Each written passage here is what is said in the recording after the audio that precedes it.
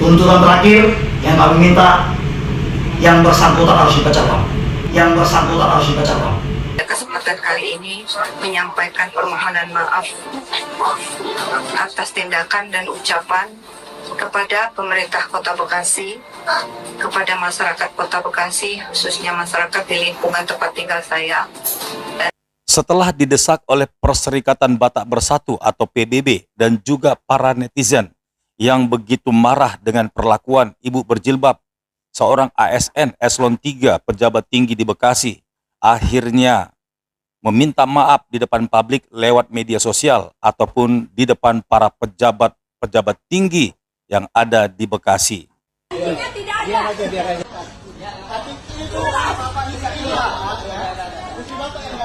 Istri Bapak yang ganggu kami. Ibadah itu hak kita loh. Iya, dan tempatnya. Tempat ibadah itu harus ada izin. Harus ada izin. Mau berdoa minta izin. Aduh, kenapa memfasilitasi orang yang intoleran?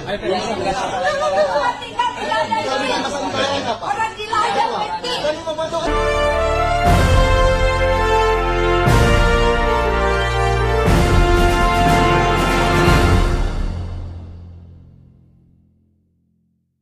Apa sebabnya hal ini sering sekali terjadi di tanah air?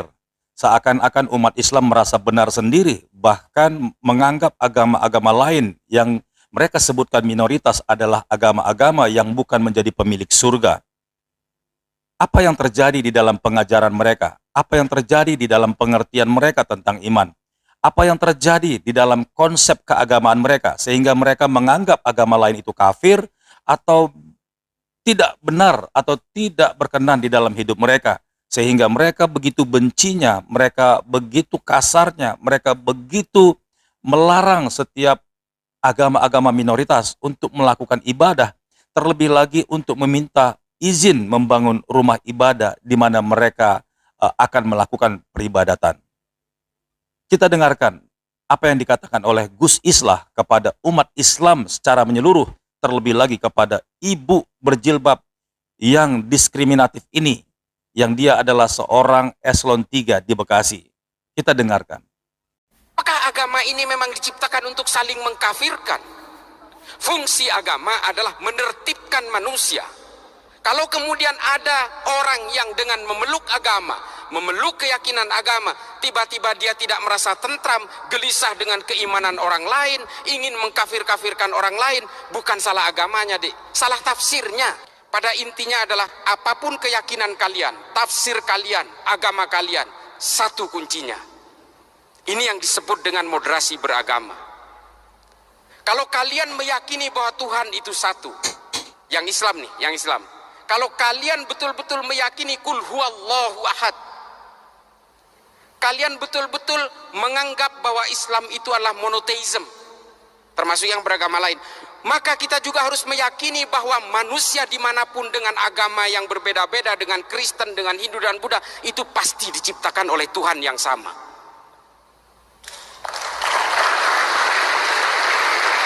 Ini tolong kalian rekam.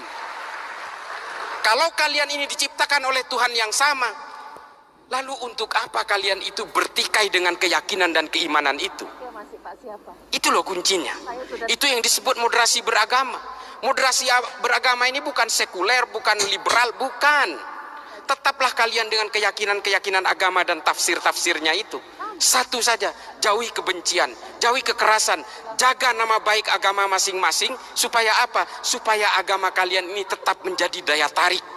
Kalau agama kalian ini lebih identik dengan kekerasan, kebencian, caci maki dan sebagainya, jangankan orang yang berbeda agama yang mau tertarik dengan agama kamu, orang yang seagama dengan kamu aja bisa saja meninggalkan agamanya.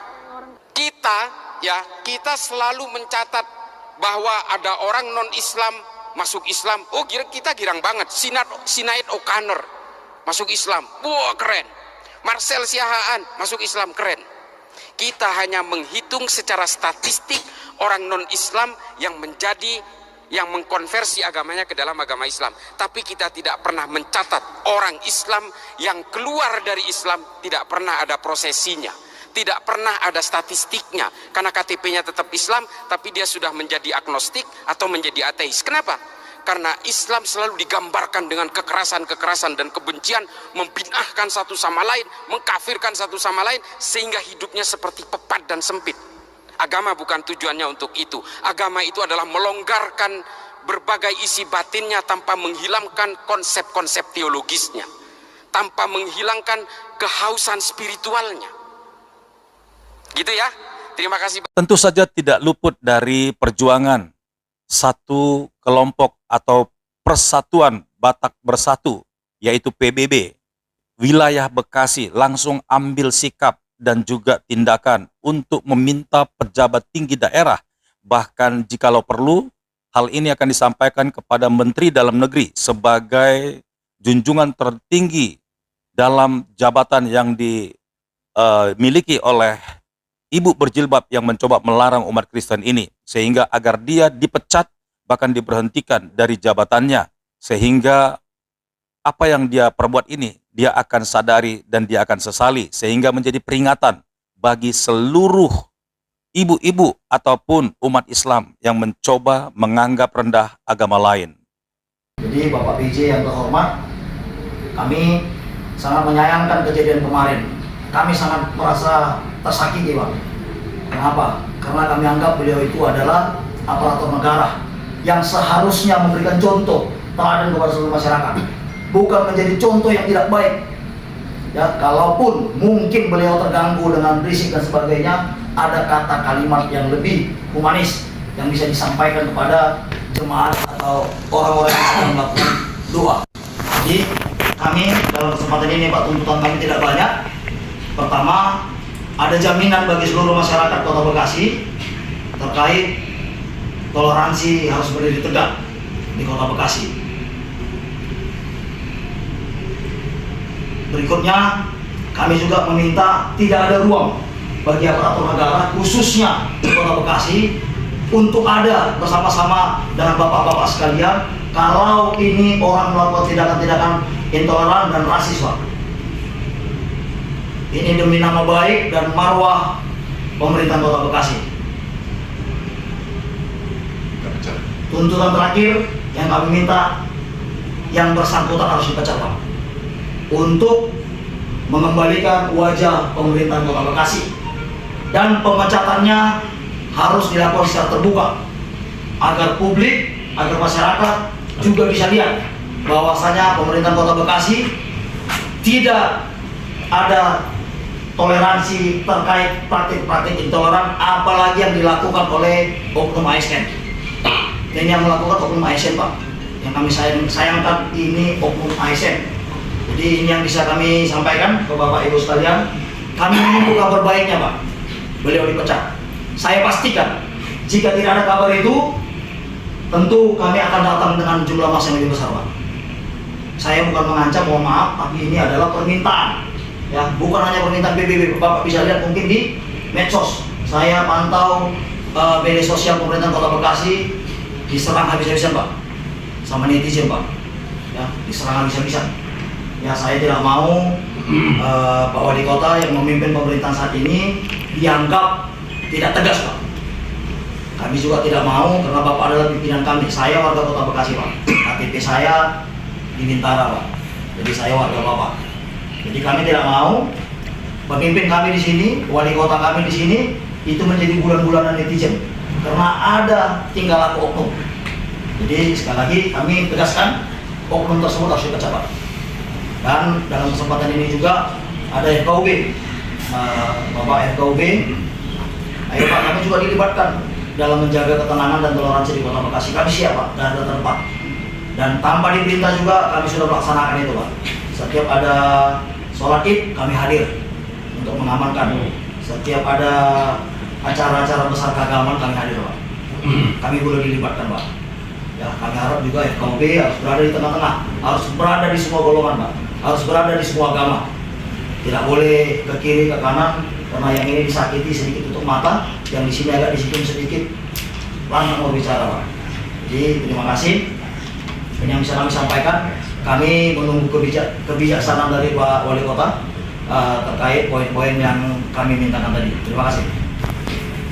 Nah, dalam video ini kita akan lihat sampel bagaimana cerita seorang anak muda tentang perbuatan majikannya yang ternyata sekalipun dianggap kafir, yang bukan beragama Islam alias non-muslim, namun perbuatan kasihnya, kepeduliannya terhadap masjid selalu dia lakukan, sehingga anak muda ini yang seorang karyawan dalam pekerjaan di rumahnya menceritakan kesaksian ini, betapa malunya umat Islam kalau menganggap orang-orang di luar Islam itu kafir dan semua apa yang dia miliki adalah barang najis.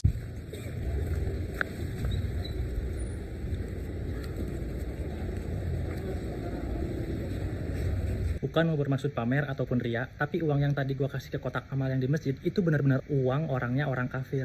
Kenapa gue bisa bilang begitu? Karena setiap kali gue Jumatan, bos gue selalu memberikan uang itu untuk kotak amal, yang mana sekarang statusnya bos gue adalah non-muslim, dimana selalu ada kata kafir kalau yang non-muslim.